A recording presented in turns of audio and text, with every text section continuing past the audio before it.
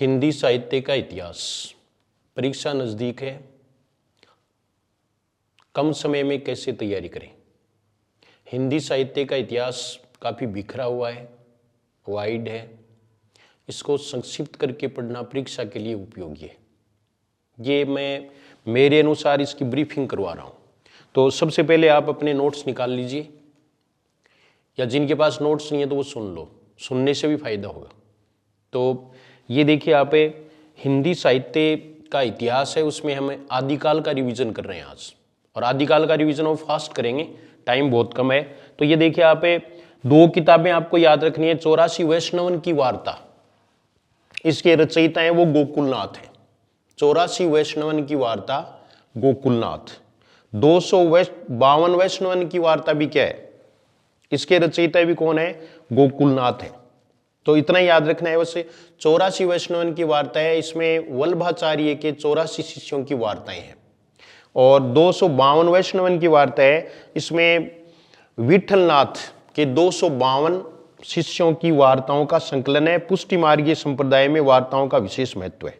फिर भक्तमाल पर आ जाओ। भक्तमाल के रचयिता हैं वो नाभादास हैं। नाभादास का मूल नाम नारायण दास था, और ये ब्रज भाषा में लिखित है। इसका रचना काल 1586 ईस्वी है। फिर देखो, ये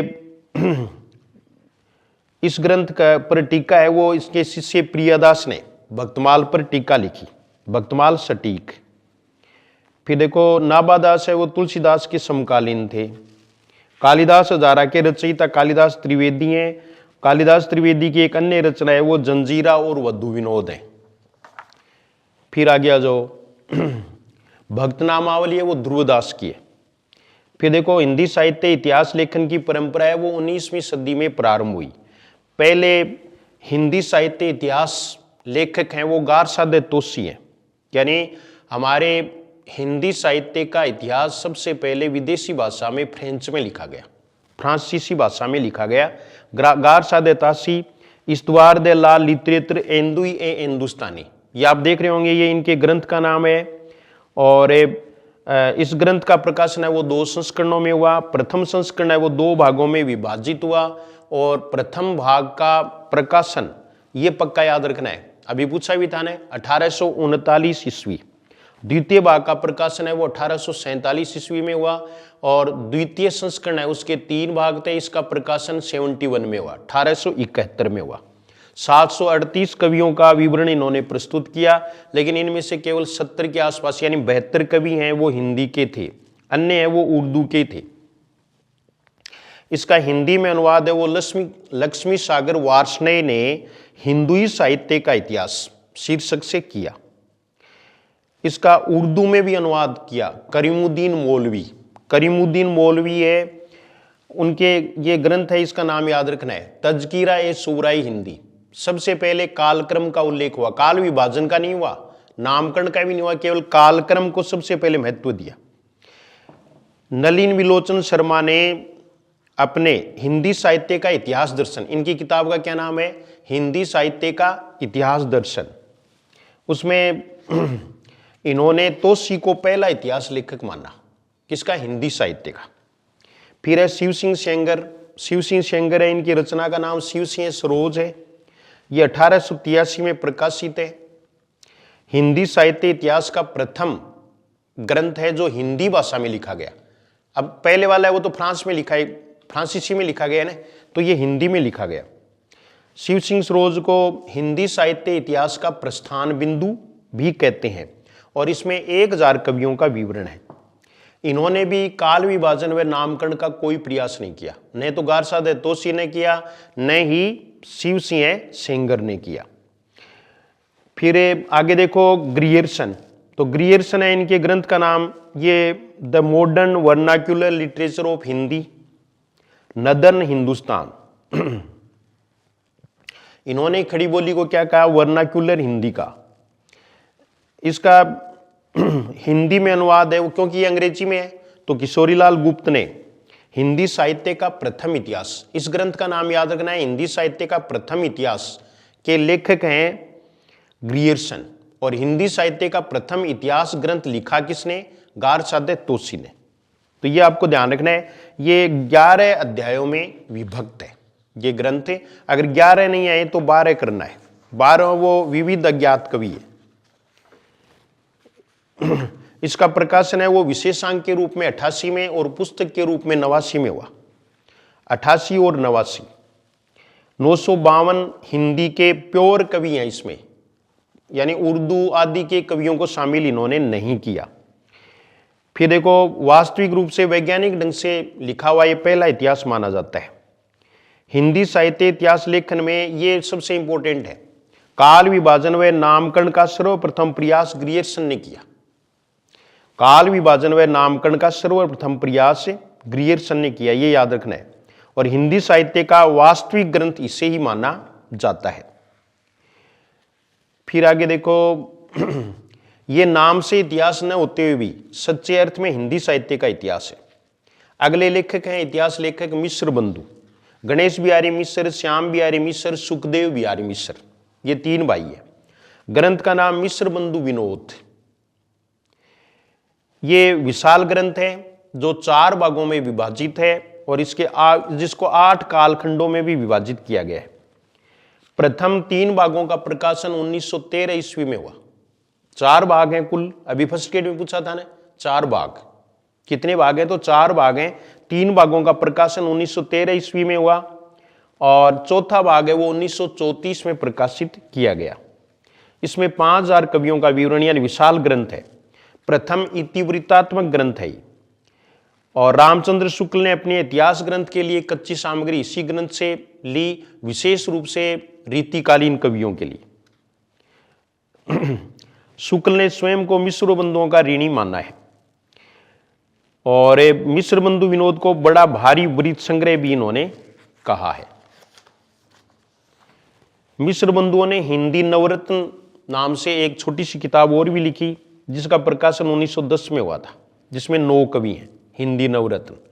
यही जो है ना इसमें ही, और देव बड़े की बिहारी, इस समस्या का यानी मूल जड़ है वो ये ग्रंथ है, इसमें ही हुआ। इन्होंने देव को बड़ा माना। रामचंद्र शुक्ल है, ग्रंथ का नाम हिंदी साहित्य का इतिहास, प्रश्न इसी में से आएगा। और 1929 में प्रकाशन, ये हिंदी शब्द सागर की भूमिका में हिंदी साहित्य का विकास शीर्षक से किया गया। हिंदी साहित्य का विकास और हिंदी शब्द सागर में 1929 में प्रकाशन मानना है आपको। फिर देखो, ये हिंदी का प्रथम प्रवृत्ति मूलक इतिहास था। इन्होंने 900 वर्षों के इतिहास को 4 कालखंडों में विभाजित किया है, 1000 कवियों को शामिल किया है और इनका नामकरण है वो दोहरा है, कालगत है और प्रवृत्तिगत है। अभी हम नामकरण में देखेंगे कालगत नामकरण कौन से हैं और प्रवृत्तिगत नाम कौन से हैं। फिर देखो, इन्होंने कवियों के जीवन परिचय की अपेक्षा उनकी रचनाओं को अधिक महत्व दिया। इनकी एक अन्य जो रचना है वो भी आपको ध्यान में रखनी है, रस मीमांसा, रामचंद्र शुक्ल। देखो ये 2-3 याद रखो, रस मीमांसा है वो रामचंद्र शुक्ल है, रस सिद्धांत है वो डॉक्टर नगेंद्र का है और रसज्ञ रंजन है वो महावीर प्रसाद द्विवेदी का है और काव्य मीमांसा है वो राजशेखर की संस्कृत में रचना है। और शुक्ल ने काव्य को मानव समाज की संचित चित्तवृत्तियों से जोड़ा है। संचित चित्तवृत्ति नाम आ जाए ना, तब वहां आपको क्या करना है, रामचंद्र शुक्ल का ये स्टेटमेंट याद रखना है कि प्रत्येक देश का साहित्य वहां की जनता की चित्तवृत्तियों का संचित प्रतिबिंब होता है। ये किसका स्टेटमेंट है? रामचंद्र शुक्ल का, ये याद रखना है। फिर है हजारी प्रसाद द्विवेदी। हजारी प्रसाद द्विवेदी ने शुक्ल की मान्यताओं को ठोस प्रमाणों के आधार पर निराधार साबित किया था। इनके 3 ग्रंथ याद रखने हैं, हिंदी साहित्य की भूमिका 1940, हिंदी साहित्य उद्भव और विकास 1952, हिंदी साहित्य का आदिकाल 1953 यानी 52-53 दोनों हैं और हिंदी साहित्य की भूमिका है ये इनका व्याख्यान ग्रंथ है। फिर ये है ना हिंदी भाषा का उद्गम और विकास, ये उदय नारायण तिवारी का है। डॉक्टर राम कुमार वर्मा, इनकी किताब का नाम है हिंदी साहित्य का आलोचनात्मक इतिहास, क्योंकि राम कुमार आलोचना कर तो फिर ही है। और इसके 2 भाग हैं। प्रथम भाग का प्रकाशन 1938 में हुआ, इसमें 7 प्रकरण, ये छोड़ो, ये 693 से 1693 ईस्वी तक का इतिहास है इसमें। फिर देखो दूसरा खंड है वो अप्रकाशित, ये छोड़ दीजिए। बस ग्रंथ का और ये नाम याद रखना है आपको, 1938 याद रखना है। हिंदी साहित्य का वैज्ञानिक इतिहास, इसके लेखक हैं डॉक्टर गणपति चंद्र गुप्त और प्रकाशन वर्ष है 1965। हिंदी साहित्य का इतिहास नाम से डॉक्टर नगेंद्र ने, इन कईयों ने लिखा है, लेकिन सबसे बड़ा कलेवर में रमाशंकर शुक्ल रसाल का है, कलेवर में सबसे बड़ा। और नगेंद्र का आ गया ने, डॉक्टर नगेंद्र रस सिद्धांत 1965 का साहित्य अकादमी पुरस्कार इनको मिला। रीति काव्य की भूमिका, ये भी डॉक्टर नगेंद्र का है। हिंदी साहित्य का अद्यतन इतिहास है, ये भी डॉक्टर नगेंद्र का। हिंदी साहित्य का सुबोध इतिहास है, ये बाबू गुलाब राय का है। संक्षिप्त इतिहास है वो नंदुलारे वाजपेयी का है। सरल इतिहास है वो विश्वनाथ त्रिपाठी का है। और हिंदी साहित्य का दूसरा इतिहास है वो डॉक्टर बच्चन सिंह का है। आधा इतिहास है वो सुमन राज्य का है और आधुनिक इतिहास है वो बच्चन सिंह का है। हिंदी साहित्य का आधुनिक इतिहास बच्चन सिंह है। फिर ये देखिए आप, ब्रजमाधुरी सार है वो वियोगी हरि और कविता कौमुदी रामनेश त्रिपाठी। हिंदी कोविद रत्नमाला श्याम सुंदर दास। रामचंद्र शुक्ल ने 3 लेखकों के प्रति कृतज्ञता प्रकट की, बाबू श्याम सुंदर दास, वियोगी हरि और रामनरेश त्रिपाठी। हिंदी साहित्य का अतीत है वो विश्वनाथ प्रसाद मिश्र का है। हिंदी वीर काव्य टीकम सिंह तोमर का है। और राजस्थानी शब्द आ जाए तो मोतीलाल मेनारिया करना है। राजस्थानी साहित्य की रूपरेखा या पिंगल कुछ भी आ जाए। हिंदी काव्य धारा है वो राहुल सांकृत्यायन। और नई साहित्य का सौंदर्य शास्त्र ये मुक्तिबोध का है। इसके बाद में देखो हिंदी साहित्य का वृहत इतिहास, ये शुक्ल के इतिहास को आधार बनाकर लिखा गया और 16 खंडों में प्रकाशित है। ये नागरी प्रचारिणी सभा द्वारा प्रकाशित है। 6ठे-10वें भाग का संपादन है वो डॉक्टर नगेंद्र ने किया था। अब काल विभाजन व नामकरण, ये डायरेक्ट रूप से आपके पाठ्यक्रम में है।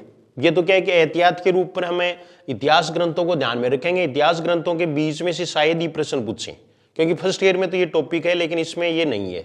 इसमें आपके काव्य धाराएं हैं, उन पर ज्यादा जोर देना है। एक काल विभाजन और नामकरण की बात है वो आपको ध्यान में रखनी है। तो इसमें देखो ग्रियर्सन का काल विभाजन, सबसे पहले काल विभाजन किसने किया? ग्रियर्सन ने। तो इन्होंने इनके जो 11-12 भाग दे रखे हैं वो पूरे याद नहीं करने, केवल चारण काल याद रखना है 700 से 1300 ईस्वी। और एक 7वां है वो रीति काव्य, जिसको बाद में रीतिकाल, तो रीतिकाल नाम है वो तो रामचंद्र शुक्ल का ही है। और रीति काव्य नाम, रीति शब्द का सबसे पहले प्रयोग किसने किया था? ग्रियर्सन ने। बस इतने ही याद रखने। फिर देखो इसमें ये हो गया ना, सर्वप्रथम आदिकाल को चारण काल किसने कहा? ग्रियर्सन ने। और सबसे पहले रीतिकाल नाम भी किसने दिया? ग्रियर्सन ने। लेकिन ये रीति काव्य है। जायसी की रचना की कथा ये छोड़ दो। फिर ये देखो इनका काल विभाजन है वो ज्यादा वैज्ञानिक नहीं था। मिश्र बंधुओं का काल विभाजन, ये आरंभी काल आदिकाल को कहा इन्होंने, और माध्यमिक काल है वो भक्ति काल को कहा। अलंकृत काल याद रखना है, अलंकृत काल है वो रीतिकाल को कहा।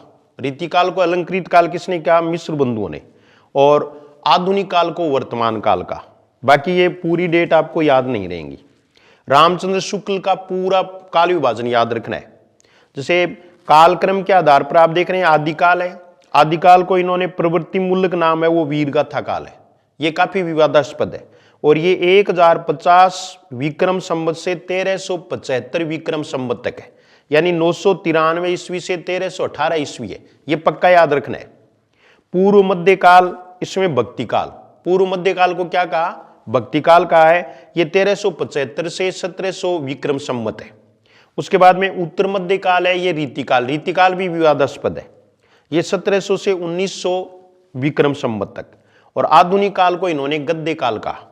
ये 1900 से 1984 तक इन्होंने विक्रम संवत तक लिखा, उसके बाद में जारी है। फिर देखो शुक्ल ने आदिकाल के तृतीय प्रकरण को वीरगाथा काल कहा है। तृतीय प्रकरण को, क्योंकि आदिकाल है ये इनके हिंदी साहित्य के इतिहास में आदिकाल के 4 प्रकरण है, तो उसमें जो तीसरा प्रकरण है उसको वीरगाथा काल कहा है। शुक्ल ने आधुनिक काल के 3 उत्थान भी माने, प्रथम उत्थान, दूसरा उत्थान और तृतीय उत्थान। भारतेंदु काल, द्विवेदी काल और छायावाद काल। शुक्ल ने हिंदी साहित्य के इतिहास को 4 खंडों में विभक्त करके सरल बना दिया। और शुक्ल का काल विभाजन व नामकरण सुव्यवस्थित, सरलीकृत व सर्व प्रचलित है। अभ्रंश साहित्य को शामिल नहीं किया। अभ्रंश साहित्य में आपको यह ध्यान में रखना है कि जिन्होंने शुरुआत 7वीं 8वीं सदी के आसपास मानी है उन्होंने शामिल किया है, और 1000 ईस्वी के आसपास से उन्होंने शामिल नहीं किया। जैसे इस काल विभाजन में हम देखें तो ग्रियर्सन ने शामिल किया और मिस्र बंधुओं ने भी शामिल किया। फिर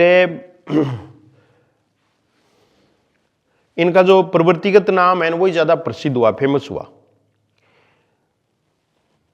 और डॉक्टर रामकुमार वर्मा का काल विभाजन है, तो ये संधि काल, इन्होंने आदिकाल को संधि चारण काल कहा। ये इनके हिंदी साहित्य का आलोचनात्मक इतिहास है, इससे लिया गया है। तो ये देखो संधि काल इन्होंने 750 विक्रम संवत से 1000 विक्रम संवत तक माना, और चारण काल है वो 1000 विक्रम संवत से 1375 विक्रम संवत माना। बाकी रामचंद्र शुक्ल का ही पृष्ठ पेषण है पूरा का पूरा। बस इसमें इतना ही है कि इन्होंने अभ्रंश साहित्य को शामिल किया है। हजारी प्रसाद द्विवेदी ने आदिकाल नाम ही दिया है प्रारंभिक काल को, और ये 10वीं शताब्दी से 14वीं शताब्दी तक है, यानी 1000 ईस्वी से ये प्रारंभ मानते हैं, 1000 ईस्वी से 1400 ईस्वी तक। फिर देखो अगला काल विभाजन और नामकरण पर आपको ध्यान रखना है। नगेंद्र का काल विभाजन है वो आदिकाल तो 7वीं शती मध्य से 14वीं शती मध्य तक माना। भक्ति काल है वो 14वीं शती मध्य से 17वीं शती मध्य तक माना। फिर रीतिकाल है वो 17वीं शती से 19वीं शती मध्य तक माना। आधुनिक काल है, इसका उपविभाजन याद रखना है, इसमें से एक प्रश्न आएगा। तो पुनर्जागरण काल, जैसे इसको भारतेंदु काल कहते हैं, 1857 से 1900 ईस्वी से तक। जागरण सुधार काल है, इसको द्विवेदी काल, ये 1900 से 1918 ईस्वी तक। छायावाद काल है वो 1918 से 1938 ईस्वी तक। छायावादोत्तर काल है वो 1938 से लगातार है। और छायावादोत्तर काल में प्रगति प्रयोग काल, ये 1938 से 1953 ईस्वी है, 1938 से 1953 यानी 53। इसको भी 2 भागों में बांट सकते हैं। जैसे प्रगति काल है वो 38 से 43 है, और प्रयोग काल है वो 43 से 53 है। नवलेखन काल 1953 से हो जाएगा। फिर है गणपति चंद्र गुप्त है, इन्होंने प्रारंभिक काल कहा है, शून्य काल भी कहा है आदिकाल को, और उन्मेष काल भी कहा है। तो इन्होंने प्रारंभिक काल है वो 1184 ईस्वी से 1350 ईस्वी तक माना, और मध्य काल है वो इन्होंने 1350 से 1857 ईस्वी माना। आधुनिक काल है वो 1857 से लगातार माना।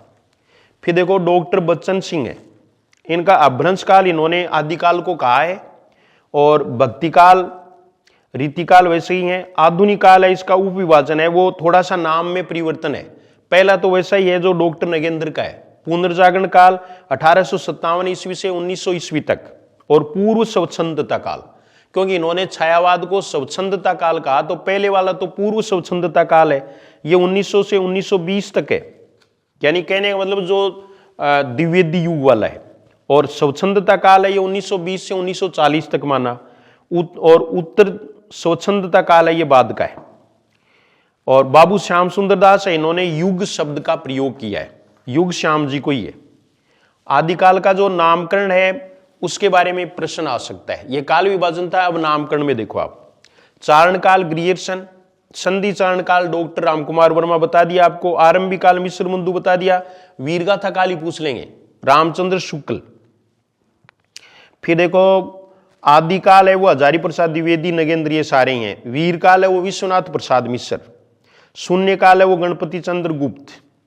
प्रारंभिक काल हम ले चुके, ये भी गणपति चंद्र गुप्त का है। अभ्रंश काल है वो बच्चन सिंह ने भी और धीरेन्द्र वर्मा ने भी। बीज वपन काल इंपॉर्टेंट है, ये महावीर प्रसाद द्विवेदी। अंधकाल है वो कमल कुल श्रेष्ठ। जयकाल रमाशंकर शुक्ल रसाल।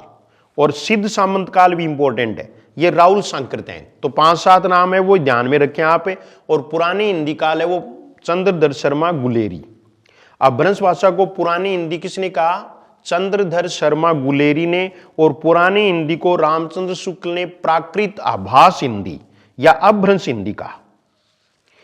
फिर ये देखो हिंदी का प्रथम कवि भी पूछ लेते हैं कि किसके अनुसार किसको प्रथम कवि माना जाए। तो शिव सिंह सेंगर ने तो पुष्य या पुंड को माना है। डॉक्टर रामकुमार वर्मा ने स्वयंभू को माना है, और ये सन भी याद रखनी है 693 ईस्वी, यानी 750 विक्रम संवत। डॉक्टर रामकुमार वर्मा, रामचंद्र शुक्ल और चंद्रधर शर्मा गुलेरी, इन्होंने राजा मुंज को माना है, ये 993 ईस्वी से प्रारंभ मानते हैं। गणपति चंद्र गुप्त है, इन्होंने शालिभद्र सूरी को माना है। भरतेश्वर बाहुबली रास, जिनकी पहली रचना है 1184 ईस्वी में, 1184 ईस्वी से हिंदी साहित्य का प्रारंभ माना है, यह भी इंपॉर्टेंट है। और भरतेश्वर बाहुबली रास को रास काव्य परंपरा का प्रथम ग्रंथ भी माना जाता है, यह मुनिजिन विजय ने माना है। मिश्र बंधुओं ने चंद्रवरदायी को माना। देखो यहां याद रखना है आपको, चंद्रवरदायी को प्रथम आपको यह ध्यान में रखना है कि चंद्रवरदायी को प्रथम कवि तो किसने माना? मिश्र बंधुओं ने। और प्रथम महाकवि किसने माना? रामचंद्र शुक्ल ने। रामचंद्र शुक्ल ने प्रथम महाकवि चंद्रवरदायी को माना, और पहला हिंदी का महाकाव्य है वो पृथ्वीराज रासो को माना।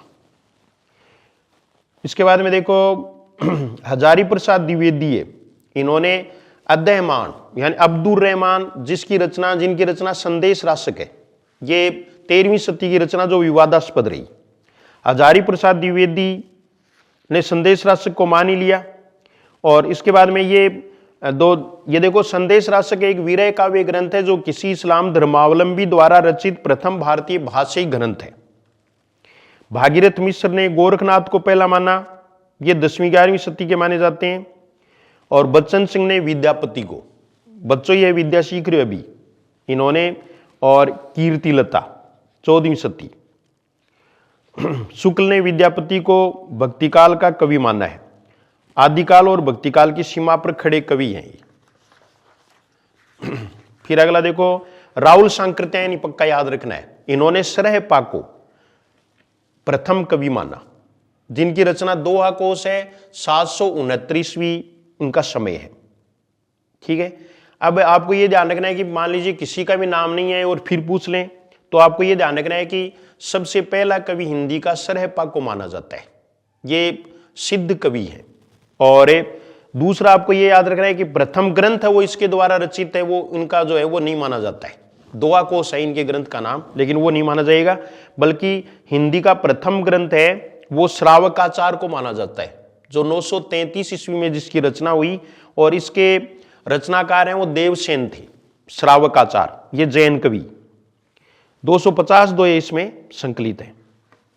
इसके बाद में परिस्थितियां वगैरह है वो नहीं पूछेंगे। वीरगाथा की प्रधानता इसकी प्रमुख प्रवृत्ति है। प्रमुख प्रवृत्तियों में देखो आदिकालीन साहित्य की प्रमुख प्रवृत्तियां, तो वीरगाथा की प्रधानता है, यानी उनका अतिशयोक्तिपूर्ण सजीव वर्णन वो वीरगाथाओं का किया गया है। क्योंकि जैसे परमाल रासो है, इसके देखो 12 बरस लो कुकर जीवे, 13 लो जिए सियार, बरस 18 क्षत्रिय जीवे, आगे जीने को धिकार। ये परमाल रासो की पंक्तियां हैं। परमाल रासो जगनीक की जो रचना है। राष्ट्रीय भावना का इसमें अभाव है, या संकीर्ण राष्ट्रीयता, संकीर्ण राष्ट्रीयता इसकी विशेषता है। प्रवृत्ति पढ़ रहे हैं हम, प्रवृत्ति पर एक प्रश्न आना तय है। युद्धों का सजीव वर्णन भी इसकी प्रवृत्ति रही है। और प्रामाणिकता का अभाव है, यानी अनेक रचनाएं वो अप्रामाणिक, अर्ध प्रामाणिक या नोटिस मात्र है, यानी इसमें ऐतिहासिकता का अभाव है। फिर देखो श्रृंगारिकता है, वो वीर रस के साथ साथ में श्रृंगारिकता की, श्रृंगार रस भी प्रमुख रूप से पाया जाता है, लेकिन प्रधानता है वो वीर रस की है ज्यादातर रचनाओं में। आश्रयदाताओं का योगदान, यशोगान किया गया है। आश्रयदाताओं का यशोगान, यानी सबने अपने अपने आश्रयदाताओं की प्रशंसा की है। जैसे चंद्रवरदायी ने पृथ्वीराज की। भाषा संबंधी प्रवृत्ति, इस यहां 4 भाषाएं हैं, अभ्रंश, राजस्थानी में डिंगल और पिंगल, खड़ी बोली और मैथिली। तो ये है। वैसे विवादास्पद हो जाएगा प्रश्न अगर यह ने पृथ्वीराज रासो की भाषा है या कौन सी शैली में लिखा गया है, तो ये पिंगल शैली में लिखा गया है, लेकिन रामकुमार वर्मा इसकी डिंगल शैली मानते हैं, तो वहां दिक्कत हो सकती है। हमें पिंगल माननी है 1 नंबर पर। हजारी प्रसाद द्विवेदी का कथन देखो, 10वीं से 14वीं शताब्दी तक का काल भाषा की दृष्टि से अपभ्रंश का ही बढ़ाव है। इसी अपभ्रंश के बढ़ाव को कुछ लोग उत्तरकालीन अपभ्रंश कहते हैं और कुछ लोग पुरानी हिंदी। फिर है दरबारी साहित्य इसमें रचा गया। यह प्रश्न पहले भी प्रवृत्ति के रूप में पूछा जा चुका है। कौन सा? जनजीवन से संपर्क का अभाव। जनजीवन का से संपर्क का अभाव रहा। आम जनता और सामाजिक जीवन का लेखा जोखा इस साहित्य में नहीं है। फिर देखो रासो ग्रंथों की प्रचुरता रही इसमें। तो रासो ग्रंथ वो प्रमुख रूप से 6 हैं, जो जिस आधार पर 12 ग्रंथों के आधार पर वीरगाथा काल नाम रामचंद्र शुक्ल ने दिया है। उनमें से 6 रासो ग्रंथी हैं और ये इनके आपको रचयिता है वो जरूर याद रखने। पृथ्वीराज रासो चंदवरदाई, खुमान रासो दलपति विजय, परमाल रासो जगनिक, हमीर रासो सारंगधर, बिसलदेव रासो नरपति नालय, विजयपाल रासो नलसिंह है। ये 6 के 6 आपको याद रखने हैं और इसमें विविध छंदों का प्रयोग हुआ। पृथ्वीराज रासो में 68 प्रकार के छंदों का प्रयोग हुआ है। फिर देखो अलंकारों का विभिन्न अलंकार है वो इसमें प्रयुक्त किए गए हैं और प्रकृति चित्रण है वो उद्दीपन के रूप में अधिक इसमें प्रयोग हुआ। काव्य रूप दोनों है, मुक्तक भी और प्रबंधात्मक भी। जैसे पृथ्वीराज रासो, हमीर रासो, खुमान रासो, संदेश रासक ये प्रबंध काव्य हैं और बिसलदेव रासो है इसके बारे में ये गेय काव्य है, इसलिए इसको मुक्तक काव्य भी मान लेते हैं। ठीक है। और खुसरो की पहेलियां, विद्यापति की पदावली ये सब है वो मुक्तक काव्य के रूप हैं। काव्य शैलियां दोनों प्रचलित थी। फिर ये यहां से ये हमारा दूसरा टॉपिक है। कौन सा? कि विभिन्न काव्य धाराएं। तो काव्य धाराएं देखो इसमें 6 काव्य धाराएं मान सकते हैं। एक तो सिद्ध साहित्य, जैन साहित्य, नाथ साहित्य, रासो साहित्य, लोक साहित्य और गद्य साहित्य, ये 6 हैं। तो सिद्ध साहित्य है, इसमें देखो सबसे पहले ये सिद्ध साहित्य का संबंध है वो बौद्ध धर्म से है और बौद्ध धर्म की भी वज्रयान शाखा से है। ये वज्रयानी जो थे उनको सिद्ध कहा गया है। ये मंत्रों की सिद्धि में विश्वास करने वाले थे, इसलिए इनको सिद्ध कहते थे। सिद्ध साहित्य का काल 8वीं सदी से 13वीं सदी तक माना जाता है। और फिर देखो इन्होंने अपने मत का प्रचार है वो पूर्वी क्षेत्र में किया, जैनियों ने पश्चिमी क्षेत्र में किया। हिंदी साहित्य पर सबसे पहले बौद्ध दर्शन का ही प्रभाव पड़ा। राहुल शंकरतैन ने हिंदी में यानी राहुल शंकरतैन के अनुसार सिद्धों की कुल संख्या 84 मानी जाती है। अभी प्रश्न पूछा है, सिद्ध होते हैं 84। हिंदी काव्य धारा में इन्होंने इसका वर्णन किया है। फिर देखो सरहपा पहले सिद्ध कवि हैं, तो इन्होंने 32 ग्रंथों की रचना की। इनको सरोजवज्र, राहुल भद्र, पद्मवज्र आदि कहते हैं। राहुल शंकरतैन ने नाम इनसे ही लिया अपना। इनके ग्रंथ का नाम दोहा कोश है ही और ये पहले सिद्ध माने जाते हैं। अंतः साधना पर इन्होंने बल दिया। इनकी ये पंक्ति जरूर ध्यान में रख लेना, नाद न बिंदु न रवि न सची मंडल, ये इनकी पंक्ति है। जाहि मन पवन संचरहि रवि शशि नहीं पवेश। तो ये सरहपा है। सरहपा का मतलब रवि हो गया, एक हो गया शशि, रवि और शशि, तो दोनों ही तेज थोड़ी चलते हैं, धीरे धीरे चलते हैं। तो इसलिए आपको सरहपा यानी पा चल रहे हैं, सरहपा, तो सरहपा की पंक्तियां हैं। फिर देखो शबरपा, शबरपा की चर्या पद है। ये सरहपा के शिष्य थे। आपको कालक्रम में ध्यान रखना है कि पहले सरहपा आएंगे उसके बाद में शबरपा आएंगे, बस इसका इतना ही महत्व है। ये शबरों की तरह रहते थे। लुईपा का आपको ध्यान रखना है, लुईपा है वो शबरपा के शिष्य थे, तो इसके बाद में लुईपा आएंगे और ये धर्मपाल के शासनकाल में विद्यमान थे और सिद्धों में लुईपा को उच्चतम स्थान प्राप्त है। ये प्रश्न पूछते हैं, बस इतना ध्यान रखना है आपको। रहस्य भावना ज्यादा पाई जाती है इनमें। डोम्बीपा भी हैं, कर्णपा भी हैं, कुकरीपा भी हैं। और फिर है सिद्ध साहित्य की विशेषता, तो गेय पद की परंपरा सिद्धों ने प्रारंभ की हिंदी साहित्य में। लेकिन अगर यह आ जाए कि शुद्ध गेय पद है वो किसने शुरू किए, तो किसने? विद्यापति ने। यह ध्यान रखना है। संत साहित्य व रहस्यवाद का बीज इसी में है। और सिद्धों की भाषा याद रखनी है, संध्या भाषा या संध्या भाषा है। और फिर देखो भोगवाद की प्रधानता है, यानी सिद्ध है वो प्रवृत्ति मार्गी थे, ये भी पक्की विशेषता याद रखनी है। इसमें 2 रसों की प्रधानता है, शांत व श्रृंगार रस की। आगे देखो फिर नाथ आते हैं तो उनमें शांत रस की है। जैन है उनमें भी क्या है? शांत रस ही प्रधान है। हजारी प्रसाद द्विवेदी का कथन देखो, भक्तिवाद पर सिद्धों का प्रभाव है, ईसाई मत का कोई प्रभाव नहीं है। और रामचंद्र शुक्ल ने देखो, शुक्ल ने सिद्ध साहित्य को सांप्रदायिक शिक्षा मात्र मानकर साहित्य में शामिल नहीं किया। तो रामचंद्र शुक्ल ने जो धार्मिक साहित्य है उसको शामिल नहीं किया है। हजारी प्रसाद द्विवेदी के अनुसार आदिकाल की प्रामाणिक सामग्री सिद्ध साहित्य से प्राप्त हुई है, अतः ये सिद्धों की महत्वपूर्ण देन है। सिद्धों ने पौराणिक मान्यताओं का खंडन किया तथा वेदों के प्रति असम्मान प्रकट भी इन्होंने किया था। फिर है जैन साहित्य। जैन साहित्य इसको अभ्रंश साहित्य कहते हैं, क्योंकि इनका साहित्य वो अभ्रंश भाषा में लिखा गया है। ये पश्चिम भाग में इन्होंने प्रचार किया। यहां देखो 3-4 प्रश्न है, वो सीधे सीधे आ सकते हैं। तो अभ्रंश का वाल्मीकि स्वयंभू, अभ्रंश का वेदव्यास पुष्पदंत या पुष्यदंत, अभ्रंश का पाणिनि हेमचंद्र जिनका शब्दानुशासन है। फिर देखो इसे रास साहित्य भी कहा जाता है। और 4 प्रमुख काव्य शैलियां रास, फागु, चरित और आचार।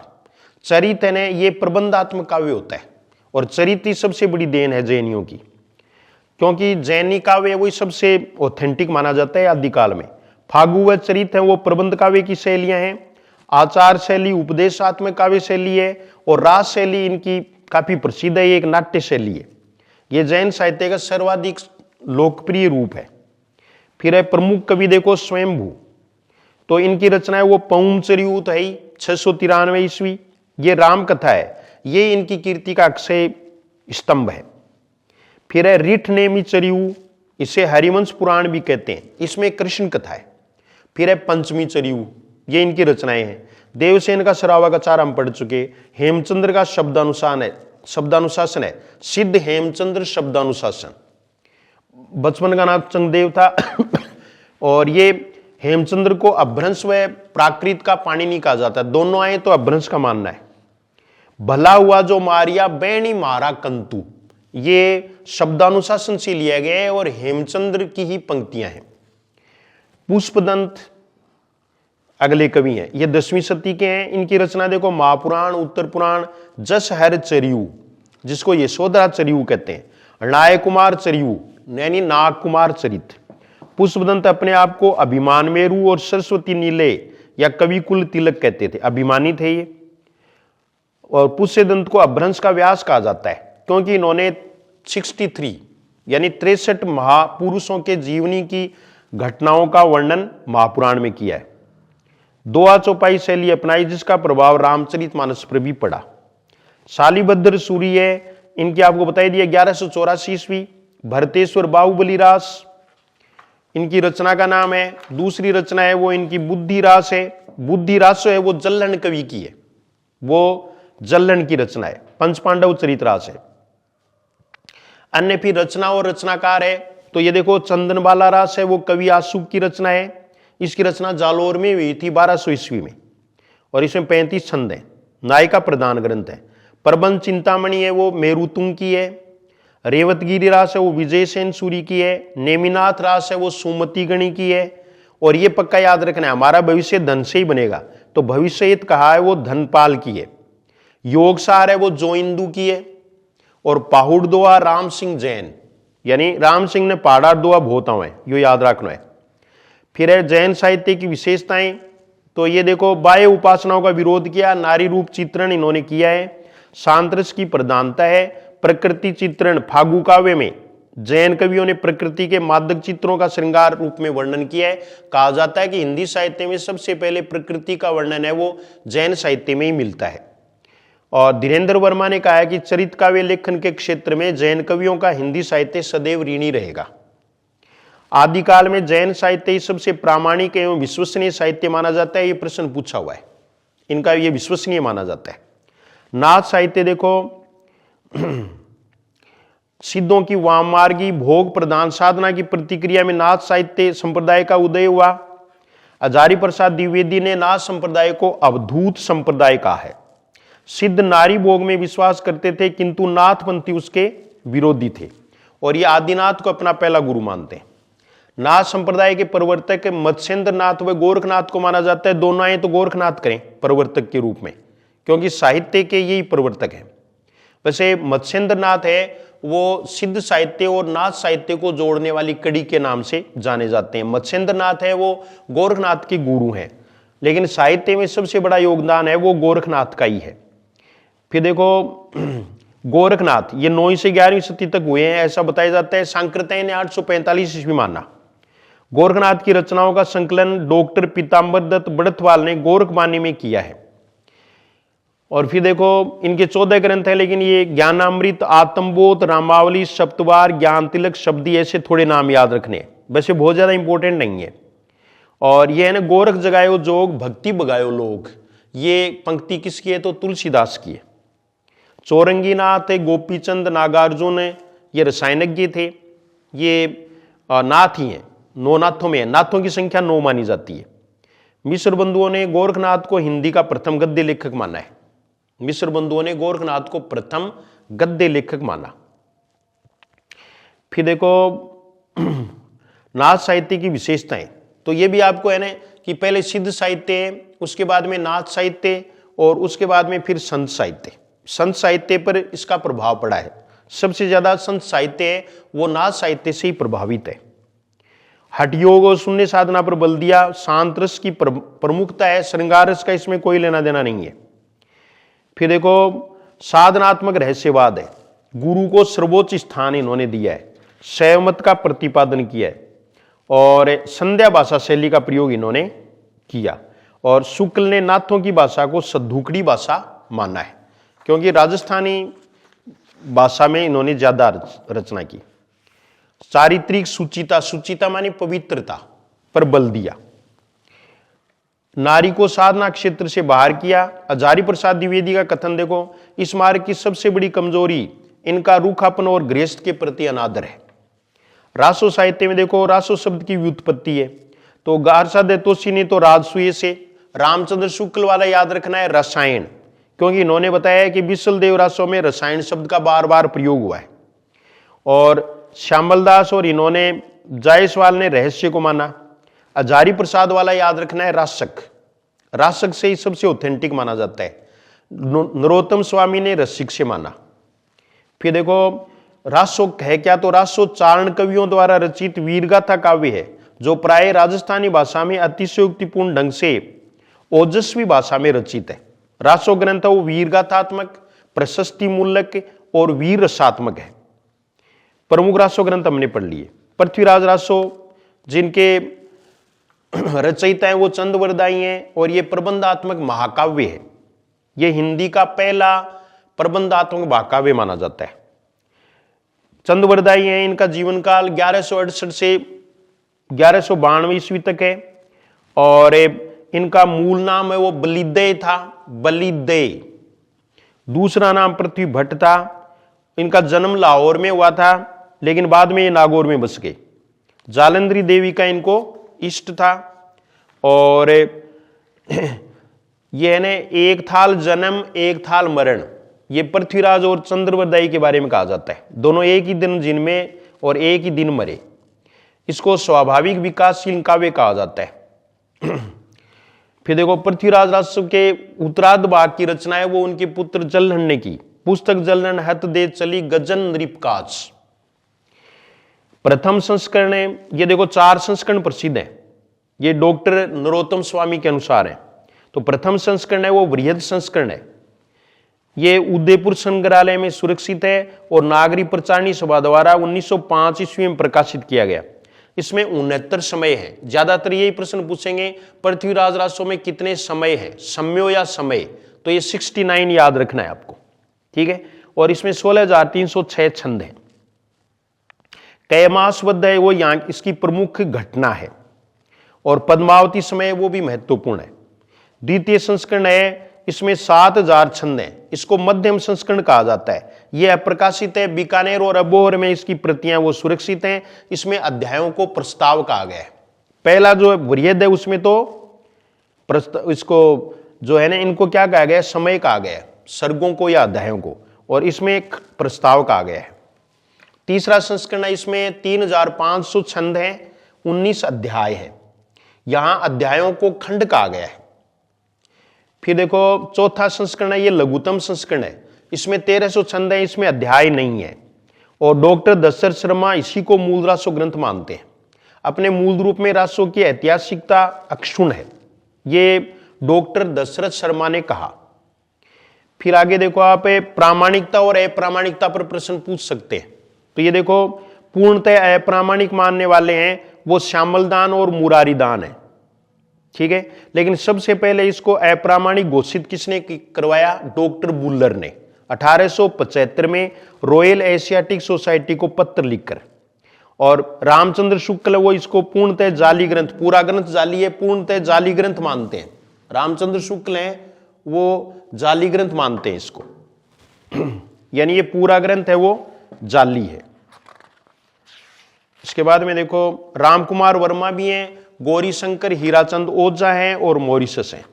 फिर प्रामाणिक मानने वालों में याद रखना डॉक्टर श्याम सुंदर दास हैं, कर्नल टोड हैं, वो इसके विदेशी उद्धारक कहलाते हैं, विदेशी उद्धारक। और मोहनलाल विष्णुलाल पंड्या, ये भी इनके, यानी इन्होंने रासो सनकसार नाम से ग्रंथ लिखा था। मिश्र बंधु है, ये हैं ही।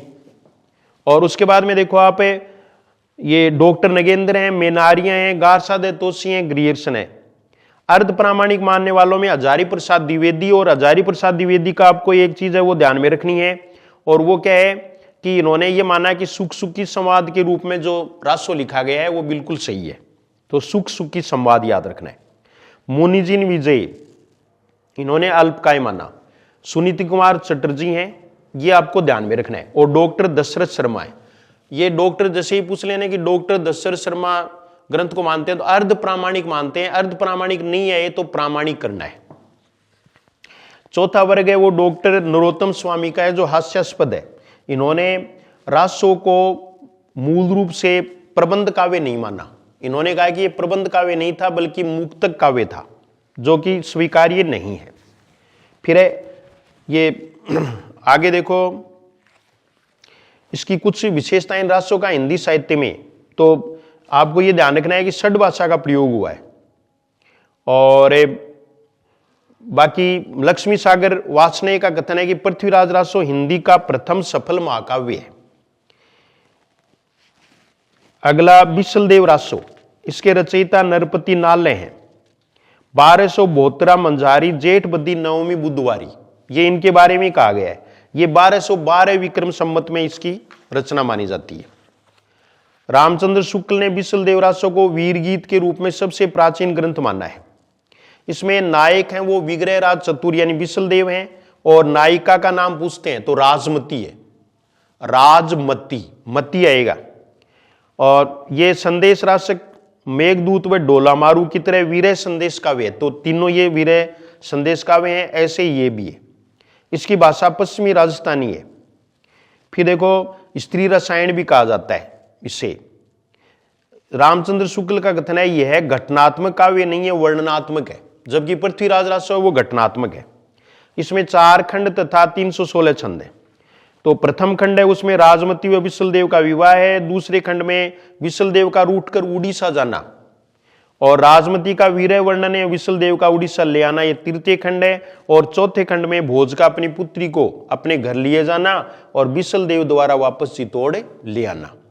इसमें हिंदी का प्रथम 12 भाषा वर्णन है। और ये कुछ जगह जो है ना आश्विन लिखा दिया गया है, तो आश्विन नहीं है, कार्तिक है। हालांकि कुसुम राय के अनुसार आश्विन है, लेकिन इसमें वास्तविक उत्तर है वो कार्तिक होगा। ये 12 मासा है वो कार्तिक से शुरू होगा। परमाल रासो के रचनाकार जगनिक है, जगन प्रयोमाल भाव है। इसका रचना काल है वो 13वीं शताब्दी माना जाता है। और फिर देखो, परमानवासों में 2 वीर सरदार हैं परमवर्दी देव के, आल्हा और उद्दल। इनकी वीरता का वर्णन किया गया है। ये बनापर शाखा के सरदार थे। इसका सर्वप्रथम फरूखाबाद के कलेक्टर चार्ल्स इलियट ने 1865 में आल्हा खंड को लिपिबद्ध करवाया। इसके आधार पर ही श्याम सुंदर दास ने परमाल रासो शीर्षक से नागरी प्रचारिणी सभा द्वारा विक्रम संवत 1976 में प्रकाशित करवाया। फिर देखो, यह एक वीरस प्रधान गीति काव्य है, और यह उत्तर प्रदेश में बुंदेलखंड में अल्लेतों द्वारा वर्षा ऋतु में गाया जाता है। उसको लिपिबद्ध किया था चार्ल्स इलियट ने। फिर देखो खुमान रासो, इसके रचनाकार दलपति विजय हैं। इसकी भाषा है वो राजस्थानी है, डिंगल है। और खुमान द्वितीय की वीरता का विशेष रूप से वर्णन है। इसमें बप्पा रावल से राज सिंह तक का वर्णन है, तो महाराणा प्रताप भी इसमें बीच में ही आ जाते हैं। विजयपाल रासो देखो नल सिंह है भट्ट, इसके रचनाकार है और रचनाकाल है वो 1355 विक्रम संवत है, बाकी और कुछ नहीं है, अपभ्रंश की रचना है। हमीर रासो, इसके रचनाकार है वो सारंगधर, जज्जल, जोधराज, महेश दत्त माने जाते हैं। सब में सारंगधर पहले नंबर पर आएगा। 13वीं शती का ग्रंथ है, ये उपलब्ध नहीं है, ये उपलब्ध नहीं है, ये ध्यान में रखना है। युद्ध प्रधान काव्य है। रामचंद्र शुक्ल ने हमीर रासो से ही अपभ्रंश रचनाओं की समाप्ति मानी है, यानी अपभ्रंश में इन्होंने अंतिम रचना मानी। रासो ग्रंथ के आधार पर ही आदिकाल को वीरगाथा काल नाम दिया। तो शुक्ल ने जिन 12 रचनाओं का आधार बनाया है उनमें से 4 ग्रंथ हैं वो तो अपभ्रंश के और 8 ग्रंथ हैं वो देश भाषा के। तो अपभ्रंश के ग्रंथ हैं वो देखो विजयपाल रासो है, हमीर रासो है, कीर्तिलता, कीर्ति पताका। कीर्तिलता और कीर्ति पताका के रचनाकार विद्यापति हैं, अवहट भाषा में लिखे गए हैं ये। तो अपभ्रंश और अवहट को एक ही माना गया। देश भाषा के 8 हैं, पृथ्वीराज रासो, बिसलदेव रासो, परमाल रासो, खुमान रासो, फिर ये जयचंद प्रकाश, जयमेघ जस चंद्रिका। तो जयचंद प्रकाश है, इसके भट्ट केदार याद रखना है, और जयचंद्र प्रकाश है, जयचंद्र प्रकाश का भट्ट केदार है, और जयमेघ जस चंद्रिका ये मधुकर कवि है। ये दोनों ही उपलब्ध नहीं है, दोबारा सुन लो, जयचंद्र प्रकाश है वो भट्ट केदार और जयमेघ जस चंद्रिका ये मधुकर कवि। फिर देखो श्रृंगार भक्ति का ग्रंथ, ये देखो विद्यापति पदावली, ये श्रृंगारिक रचना है। और अमीर खुसरो की पहेलियां, ये मनोरंजनात्मक रचना है अमीर खुसरो की। तो ये 12 रचनाएं याद रखनी है, और इनमें से कुछ रचनाएं वो उपलब्ध नहीं है, कुछ प्रवर्तिकालीन है और कुछ वीरस की नहीं है। जैसे बीसल देव रासो वो वीरस की रचना नहीं है, श्रृंगारिक रचना है। अनुपलब्ध रचना है वो हमीर रासो तो हो गया, और एक जयचंद्र प्रकाश है, एक जयमेघ जस चंद्रिका, ये 3 रचनाएं वो उपलब्धि नहीं है। परवर्ती रचना है वो खुमान रासो, बीसल देव रासो, विजयपाल रासो। अप्रामाणिक रचना है वो पृथ्वीराज रासो को मान सकते हैं। और फिर देखो बिसल देव रासो, विद्यापति पदावली, अमीर खुसरो की पहेलियां वीरस की रचनाएं नहीं है। लौकिक साहित्य, ये श्रृंगार वाली रचना में बिसल देव रासो ध्यान में रखनी है। बिसल देव रासो है वो श्रृंगारिक रचना है, वीरस की रचना नहीं है रासो ग्रंथों में। लौकिक साहित्य में देखो डोला मारूरा दुआ, इसके रचनाकार है वो कवि कल्लोल हैं। ये इसमें नल और मारवाणी की प्रेम कथा है, मारवाणी है वो इसकी नायिका है, और नल के पुत्र है ना ढोला, तो ढोला और मारवाणी। ढोला की उम्र विवाह के समय 3 वर्ष है और मारवाणी की 1.5 वर्ष है। श्रृंगार रस की प्रधानता है, ये दूत काव्य और संदेश काव्य है और वियोग श्रृंगार की रचना है। और इन ढोला की जो पत्नी है, दूसरी पत्नी, वो राजकुमारी मालवाणी है। फिर आगे देखो हजारी प्रसाद द्विवेदी ने इसके दोहों को, हजारी प्रसाद द्विवेदी ने इसके दोहों को हेमचंद्र व बिहारी के दोहों के बीच की कड़ी माना है। इसकी भाषा राजस्थानी डिंगल है। सोरठ क्यों दुओ बोलो भली मरवंडी बात, जोबन छाई धन भली तारा छाई रात, ये इसका प्रसिद्ध दोहा है। फिर है जयचंद्र प्रकाश, ये भट्ट केदार की है, 1168 ईस्वी। जयमेघ जस चंद्रिका ये मधुकर कवि की रचना है, 1186 ईस्वी। ये दोनों ही ग्रंथ उपलब्ध नहीं है, और ये राठौड़ी ख्यात में इसका विवरण मिलता है। राठौड़ी ख्यात है वो दयालदास की रचना है। वसंत विलास देखो 13वीं सदी की रचना है, और इसमें 84 दोहों में वसंत और स्त्रियों पर उसके विलासपूर्ण प्रभाव का चित्रण किया गया है। वसंत विलास में स्त्री, पुरुष, प्रकृति तीनों का ऐसा वर्णन है जो रीतिकाल कवि भी नहीं कर सके। फिर देखो अमीर खुसरो, तो अमीर खुसरो में इनकी रचना है खुसरो की पहेलियां, ये लौकिक साहित्य की रचना है। बचपन का नाम अमीर खुसरो का अबुल हसन था। 1255 से 1324 ईस्वी इनका जीवन काल है। इनका जन्म स्थान है वो पटियाली एटा उत्तर प्रदेश है। इनके गुरु का नाम ओलिया के निजामुद्दीन ओलिया था। इनके गुरु का नाम क्या है? निजामुद्दीन ओलिया। ये जो है ना इनके निधन पर ही इन्होंने कहा था, गोरी सोवे सेज पर मुख पर डारे केस, ये इनके निधन पर ही कहा था। और ये देखो 3 राजवंशों और 11 सुल्तानों का शासन इन्होंने देखा। खड़ी बोली हिंदी के प्रथम कवि माने जाते हैं। ये प्रश्न पहले भी सेकंड ग्रेड में पूछा जा चुका है। खड़ी बोली हिंदी के प्रथम कवि यानी आदि कवि हैं। और फिर देखो, पहेलियों और मुकरियों का प्रचलन हिंदी साहित्य में इन्होंने किया। डॉक्टर रामकुमार वर्मा ने खुसरो को अवधि का प्रथम कवि कहा है। खुसरो ने स्वयं को हिंदुस्तान की तूती कहा है। मैं हिंदुस्तान की तूती हूं, अगर तुम भारत के बारे में पूछना चाहते हो तो मुझसे पूछो, ऐसा अमीर खुसरो ने कहा था। इनकी रचनाएं, वो खुसरो की पहेलियां, खुसरो की मुकरियां, खालिकबारी ये वो फारसी हिंदी शब्दकोश है। दो सुख ने, ये खड़ी बोली की रचना है।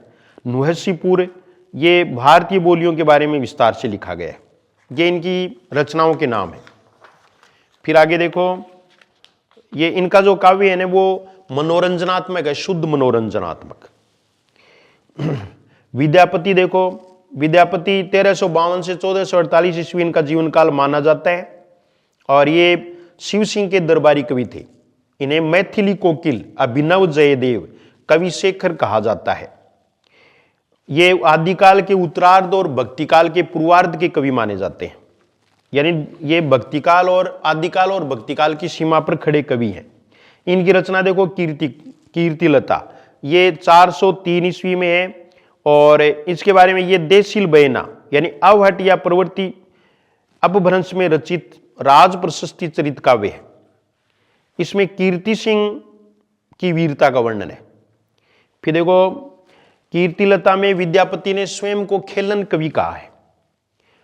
और विद्यापति ने इसे कथा न कहकर कहानी कहा है। कोई डेप्थ में पूछे तब ऐसे प्रश्न पूछ सकते हैं। कीर्ति पताका है, ये भी 1403 ईस्वी है। और ये अवहट भाषा की रचना है। शिव सिंह की वीरता का वर्णन है। कीर्ति पताका में कीर्ति सिंह का नहीं है, शिव सिंह का वर्णन है, शिव सिंह की वीरता का। यह ग्रंथ अप्राप्य है। कीर्तिलता व कीर्ति पताका दोनों रचनाएं वीरस व श्रृंगारस की हैं। फिर है विद्यापति पदावली। तो इसमें देखो, रानी लक्ष्मा देवी के कहने पर इसकी रचना की। क्योंकि विद्यापति है वो शैव थे, इसके बावजूद इन्होंने राधा कृष्ण जो भक्ति है उसके प्रेम से संबंधित पद लिखे इसमें। और ये गेय शैली में है, गेय पद है। चैतन्य महाप्रभु पदावली के गीत गाते गाते बेहोश हो जाते थे, इसलिए चैतन्य संप्रदाय में ये धार्मिक ग्रंथ के रूप में पूज्य है। गीत गोविंद ये यानी जयदेव की रचना है, उससे प्रभावित होकर कृष्ण और राधा के लौकिक श्रृंगार का वर्णन किया है, अतः इन्हें अभिनव जयदेव कहा जाता है। और विद्यापति पदावली ही इनकी अक्षय कीर्ति का स्तंभ है। शुक्ल ने भी ऐसा ही कहा है। और विद्यापति वो श्रृंगारी कवि हैं या भक्ति कवि हैं, तो भक्त कवि मानने वालों में श्याम सुंदर दास, हजारी प्रसाद द्विवेदी हैं। और श्रृंगारी कवि मानने में शुक्ल, डॉक्टर रामकुमार वर्मा और बच्चन सिंह हैं। फिर देखो, अन्य रचनाएं ये नहीं लेनी है। फिर है गद्य साहित्य। तो गद्य साहित्य में राउल वेल पर प्रश्न आएगा। ये 10वीं 11वीं सदी की रचना है। इसके रचनाकार हैं वो कवि रोडा हैं। इसकी नायिका का नाम राउल है, बेल नहीं है, ये याद रखना है। हिंदी में प्रथम नक्शिक वर्णन राउल वेल में मिलता है। प्रथम नक्शिक वर्णन, प्रथम चंपू काव्य राउल वेल है, प्रथम शिलांकित कृति भी राउल वेल है। बहुत सारे प्रश्न बनते हैं। और इसमें 6 खंड हैं। और ये देखो, प्राचीनतम चंपू काव्य माना जाता है। फिर देखो, ये एक शिलांकित कृति हो गया। हिंदी की 7 बोलियों के शब्द मिलते हैं इसमें, जिसमें राजस्थानी प्रधान भाषा है और मुंबई के प्रिंस ऑफ वेल्स संग्रहालय में उपलब्ध है। फिर है उक्ति व्यक्ति प्रकरण। इसके रचनाकार हैं वो दामोदर शर्मा है। रचनाकार याद रखना है, ये गोविंद चंद्र के सभा पंडित थे। ये व्याकरण ग्रंथ है। प्रकरण है वो किसमें होते हैं? व्याकरण में। फिर देखो, इसके बाद में ये राजकुमारों को सिखाने के लिए इसका ये है ना, इसकी भाषा अपभ्रंश वो है। और तत्सम 12वीं सदी की रचना है। बनारस के आसपास के क्षेत्र की भाषा व संस्कृति का ज्ञान करवाया गया इसमें। राजकुमारों वाला वो है ना, वो वर्ण रत्नाकर। तो इसमें राजकुमारों को छोड़ दो, आप कुछ नहीं करना है। ये देखो, वर्ण रत्नाकर देखिए आप, इसके रचनाकाल है वो ज्योतिरीश्वर ठाकुर है। और 14वीं सदी की रचना है। भाषा है वो मैथिली है वर्ण रत्नाकर की। ये एक शब्दकोश सा प्रतीत होता है और इसको मैथिली का विश्वकोश कहा जाता है, वर्ण रत्नाकर को। यह आपको ध्यान में रखना है। तो ये आदिकाल है वो लगभग हमारा पूरा हो गया। इसको आप एक दो बार सुन लें, थोड़ा सा टिक कर लें, बस इतना ही है, बाकी फालतू नहीं पढ़ना है। बाकी इसके बाद में कल आपको भक्ति काल करवा देंगे। ठीक है, धन्यवाद।